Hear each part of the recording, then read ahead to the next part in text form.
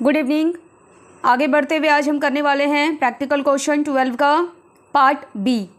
इससे पहले last lecture में आपने ये 20% वाला कर लिया था। अब आगे बढ़ते हैं, देखिए क्या है इसमें। If rate of return on investment 15%,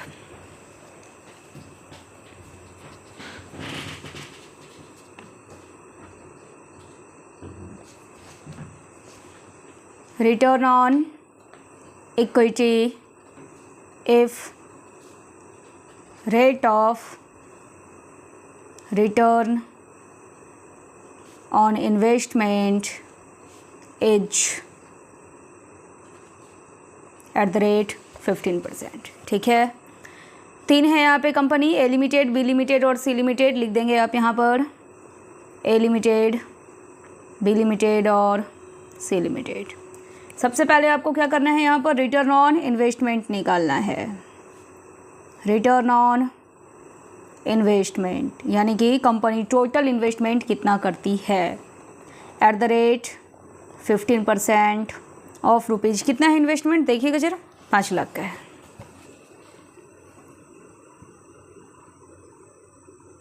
पाँच लाख का 15% कितना हो जाएगा? 5 लाख 15% कितना हो गया? 75,000।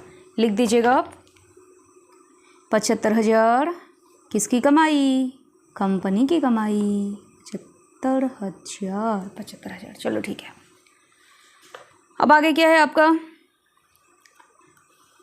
ए लिमिटेड में जो है आपका इंटरेस्ट कुछ भी आपको पेमेंट नहीं करना है, ठीक है। बी में आपको दिख रहा है 1 लाख पे 12% का देना होगा। माइनस करेंगे इंटरेस्ट ऑन, क्या लेकर रखा था? डिवेंचर ना, interest on debentures at the rate 12%। यहाँ पे नहीं करना था, यहाँ डिवेंचर कितना था आपका?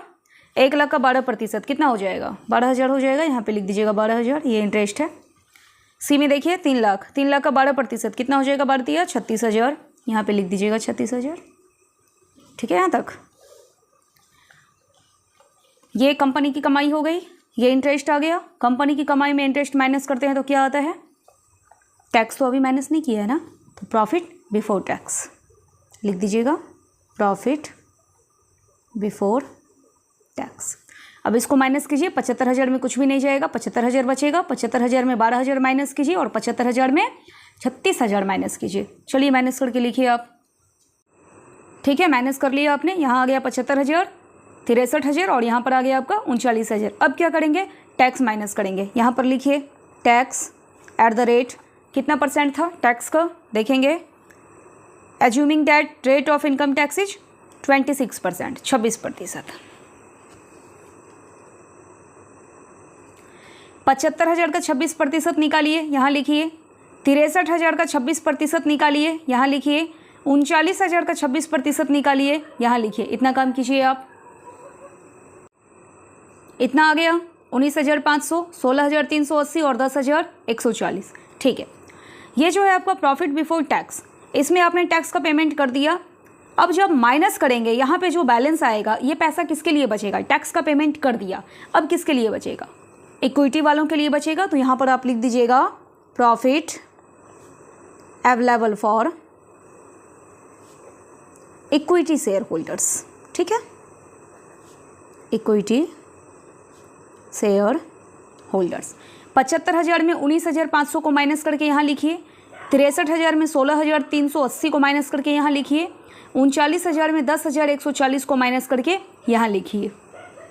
इतना प्रॉफिट आ गया 55,500, 46,620, 28,860। बस बन गया। अब क्या करना है आपको? परसेंट में निकालना है। यहाँ पर लिख देंगे रिटर्न फॉर इक्विटी। इक्विटी वालों के लिए कितना रिटर्न बन रहा है? यहाँ देखिए, ए लिमिटेड में कितना बन रहा है? 55,500। 55,500 इक्विटी वालों की कमाई तो है, कितना लगा करके है? देखिएगा, ए लिमिटेड कितना है इक्विटी का लगा हुआ? 5 लाख। तो क्या करेंगे? 55,500 बटे 5 लाख गुना 100, जितना परसेंट आएगा उसको आप यहाँ पर लिखिएगा। उसी तरह से 46,620 कौन कमा रहा है? Equity share holders. कितना लगाए थे? 46,620। बी लिमिटेड में देखिए कितना लगा हुआ है इक्विटी वालों का? 4 लाख।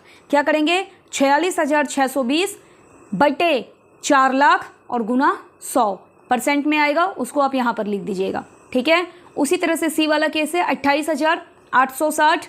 इसमें जो है 28,860 की कमाई कितना लगाकर हो रही है सी लिमिटेड, देखिए जरा, 2 लाख लगाया हुआ है सी लिमिटेड में इक्विटी वालों ने।